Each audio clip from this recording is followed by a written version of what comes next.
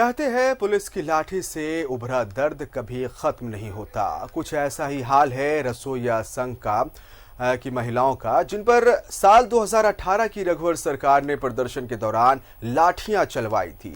2 साल बाद फिर से ये बैठक कर रही थी, लेकिन इनकी जहन में वो पुरानी बातें ताजा थी। बता रहे हैं सहयोगी अजय लाल। 2018 के महीने में रघुवर दास सरकार की सबसे ज्यादा बदनामी जिस वजह से हुई थी वह था रसोइया संघ पर पुलिस का लाठीचार्ज। हमारे पीछे जिन महिलाओं को आप देख पा रहे हैं ये तमाम वही महिलाएं हैं जो अक्टूबर 2018 में अपनी मांगों को लेकर राजभवन गई थी और वहां पर पुलिस के लाठीचार्ज का इन्हें शिकार होना पड़ा। कई ऐसी महिलाएं हैं जिन्हें अभी भी पछिया हवा चलने पर शरीर में दर्द होता है। कहा जाता है कि पुलिस की लाठी का दर्द जब कभी भी पछिया हवा चलता है तो आपको एहसास कराता है।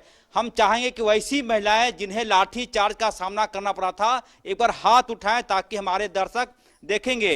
1 2 3 4 5 6 7 8 ये महिलाएं ऐसी है जिन्हें सीधे सीधे पुलिस की लाठी चार्ज का सामना करना पड़ा था। और हद तो यह है कि इन तमाम महिलाओं पर अब भी मुकदमा जारी है। सरकार ने मुकदमा वापस नहीं लिया। अनीता देवी जी, आपको याद है 2018 अक्टूबर का महीना? जी पूरा याद है। क्या हुआ था? 2018 अक्टूबर का माह में हम लोग आंदोलन किए थे, लगातार 2 महीना तक किए थे, जिसमें प्रशासन द्वारा लाठी चलाई गई थी। वो रघुवर सरकार के कहने पर हम लोग लगातार 2 महीना तक आंदोलन में रहे, लेकिन हम लोग का कोई भी कार्रवाई नहीं किया गया। कोई भी केस भी चल रहा अभी। और अभी तक हम लोग 3 लीडर जो हमारे हैं, हम हैं अनीता देवी प्रदेश कोषाध्यक्ष, हमारे प्रेमनाथ विश्वकर्मा महासचिव, हमारे प्रदेश अध्यक्ष अजीत प्रजापति पर तीनों पर अनलीगल केस कर दिया गया है। केस चला, जमानत पर है। जमानत हम लोग रघुवर सरकार के समय में, जब रघुवर सरकार थी उस समय हम लोग के साथ बहुत अन्याय किया गया।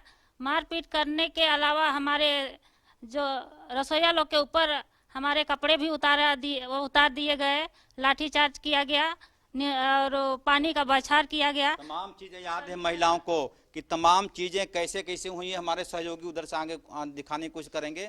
अजीत जी, केस अभी भी चल रहा है आप लोगों पर? जी, केस चल रहा है और अभी हम लोग आगे इसी महीना में बेल लिए हैं। हमको लगता है 3-4 तारीख को हम बेल लिए। क्या चाहते हैं मौजूदा सरकार से? मौजूदा सरकार से हम लोग ये चाहते हैं कि केस वापस कर लिया जाए। देखिए, हेमंत सोरेन की सरकार अभी राज्य में मौजूद है। झारखंड मुक्ति मोर्चा ने तमाम जगहों पर चुनाव के दौरान जो वादा किया था उसमें एक वादा यह भी था कि पैरा शिक्षकों पर से मुकदमा वापस होगा, पत्थलगढ़ी के लोगों पर से मुकदमा वापस होगा। लेकिन इस घोषणा में रसोइया संघ के लोग छूट गए, जिसकी मांग है कि केस वापस होना चाहिए। क्या? जी हाँ, हम लोग का मांग है केस वापस किया जाए। और माननीय हेमंत सोरेन से बातचीत की, उन्होंने कहे थे कि हम लोग वापस लेंगे।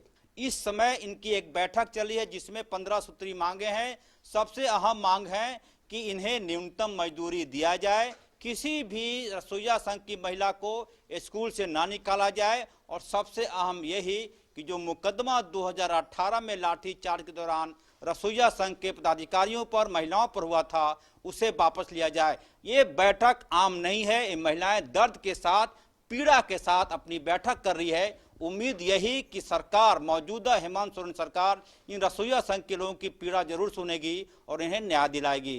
कैमरामैन राजा के साथ अजय लाल, न्यूज़ 11, रांची।